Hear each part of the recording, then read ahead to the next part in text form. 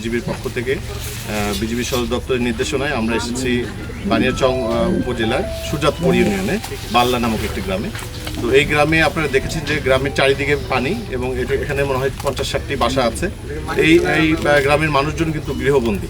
তো আমরা আমাদের সহযোগিতা নিয়ে এসেছি, আমরা নৌকা নিয়ে তাদের দোরগোড়ায় এসেছি।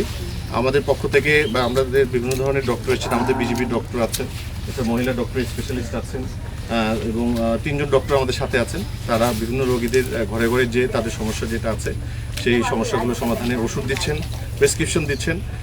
একই সাথে এই বন্যা দুর্গত জেলায় পানির সমস্যা আছে, এখানে আমরা পানি বিশুদ্ধকরণ ট্যাবলেট বিতরণ করছি। তো আমাদের সাথে একটা ভেটেরিনারি টিম আছেন ডক্টরদের, তারাও এই বাড়ি বাড়ি যে বিভিন্ন ধরনের গরু গবাদি পশু যেগুলো আছে তাদেরকেও প্রয়োজনীয় চিকিৎসা সেবা এবং বিনামূল্যে ওষুধ আমাদের পক্ষ থেকে দেওয়া হচ্ছে। কিছু দুর্গম জায়গায় আমরা ড্রোনের মাধ্যমে ত্রাণ বিতরণ করছি, অলরেডি আমরা কিছু করেছি এবং আরও কিছু আমরা আজকে করব।